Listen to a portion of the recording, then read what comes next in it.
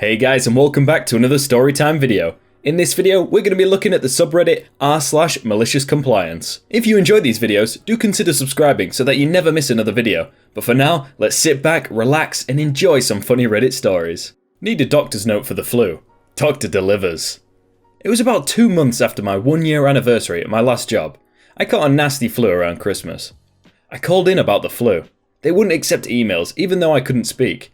On the 4th day, my work required a doctor's note. I didn't want to spend the $100 copay for a doctor to tell me rest and fluids. Luckily, I had a good general doctor, so when I called him, he sent me the PDF I could forward. It stated, "Greedence has the effing flu. He needs time off to recover and will come back when he's healthy enough. Greedence is not a grade schooler and should not need a doctor's note when he is sick." My VP tried to call me on when I would be back, but I kept directing her call to the doctor's note. Audible bang. I worked for a safety agency for over a decade. It was a small organisation, nothing fancy, and we rarely saw danger except for the occasional old couple that would park in our empty lot and have sex. If you ever had to see a wrinkly pair of bodies entwined on a high-resolution camera, you'd understand the danger I had to face. And I digress. At any rate, when I started with the organisation, it was well organised. All files were miraculously kept, the golf carts and cameras were in pristine condition, and everyone was well trained in safety. It was an excellent 5 years, until the Mercy Healthcare Act hit. All of us temp employees, yes, I was temp for a decade, were told we were only allowed to work 24 hours a week so that the company could avoid paying for health insurance. I stayed, as I had finally decided to finish school. It was still a decent job and decent pay, and it was perfect for allowing me time to get my homework done. 2 years later, I get my associate's degree and start my bachelor's, and that's when the new boss was hired for my shift. We'll call him Billy Bob. Billy Bob was a narcissistic, misogynistic egomaniac. Generally, he hid in his office for the entire shift, so I rarely had to interact with him. Until one day. I was going through the paperwork and I found that our new hires had never undergone a training that was required by both company policy and an accreditation system that we partnered with. I had an "oh no" moment, then began making phone calls to set up the training, apologising for the oversight. That was not mine, as Billy Bob should have done it, and organised the training with the employees. When Billy Bob came back from his lunch break, my heart rate was returning to normal. I informed him, without blaming him mind you, that our new employees needed to go through training. I took him through what I had done, he nodded at me, patted my head, jerk, and walked away. I thought that was it. Nope. 2 days later, I'm sitting in HR, being handed an improvement plan for insubordination. What? Apparently I had undermined poor Billy Bob and made him look stupid. He looked me dead in the eye and said that my only job was to sit at the front desk and enter data from the security agents on patrol. Oh, and take phone calls and answer questions. I was livid. I took a deep breath, smiled sweetly at HR lady who knew me well, and said I would not make that mistake again. I immediately put in my 2 weeks notice. Billy Bob smiled, if only he knew. The next 2 weeks were the easiest weeks of my life. I did exactly what Billy Bob told me to do. No other paperwork was filed. All the lost and found that was turned in was sitting in a pile behind me. None of the cameras were calibrated. The annual emergency test was never conducted.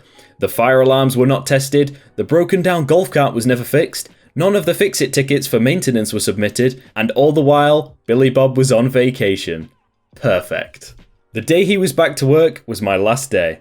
I decided to leave with an audible bang. You see, I was the last employee there who had been given the training on all the systems. Every time I attempted to teach a newcomer, we had a huge turnover because of Billy Bob, I would be told that Billy Bob would teach them later. He never did, because he never let me teach him. I had all the codes for the command center. I knew what key went to what locker. Basically, the moment I left, he would be screwed. So I made it worse. I set the fire alarm test to go off the minute I was to clock out for the day. I was bouncing with anticipation as my fingers hovered over the clock out button.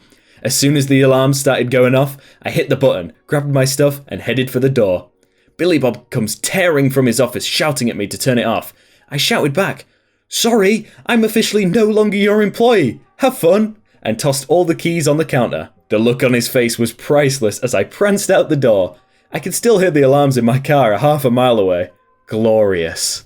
A co-worker told me this after I left. The fire station had to be called as the alarms went off for so long it alerted the fire station, and they sent a couple of trucks to the complex. Billy Bob had no idea how to turn anything off, so he pulled the unit out of the wall, but didn't turn it off. The owner of the company called me and asked me for the code, which I pleasantly gave him. The owner was mad at Billy Bob for breaking equipment, but simply replaced the unit. I learned through the same co-worker that Billy Bob was denied a promotion at a bigger facility and was a manager at a smaller satellite location. Before that co-worker left about 6 months ago, he said that the owner is still picking up the pieces. That is probably one of the best malicious compliance stories I have read, but can someone please tell me how people like him get into power? Like, how? So my friend Talon's dad died about 5 years ago. They got him cremated, so Talon has an urn with his dad's ashes in it. One of our teachers was mad at Talon about something. I'm not sure what, but the teacher demanded to meet Talon's father. He tried multiple times to tell our teacher that his dad was in fact dead, but Mr. wouldn't listen to him. So the next day, Talon shows up to school with his dad's urn and plops it on the teacher's desk and says, "You wanted to meet my dad? So here." I have never seen a teacher so mortified in my life. For clarification, it's not that Mr. didn't believe him, it's that he didn't give the kid an opportunity to explain. He just kept interrupting him and sent him out. I can just imagine the kid going in, putting the urn on the desk and saying, "My dad's not a great talker, but he's a really good listener." Guy can't do math. Short story. I used to work for a local company on phone customer support. I have built up many stories of horrible customers. My favourite that fits here was about someone calling complaining that HBO hadn't been working for the last 2 days. It was $15 a month for HBO, so I offered $10 credit. He thought that was too low and demanded more.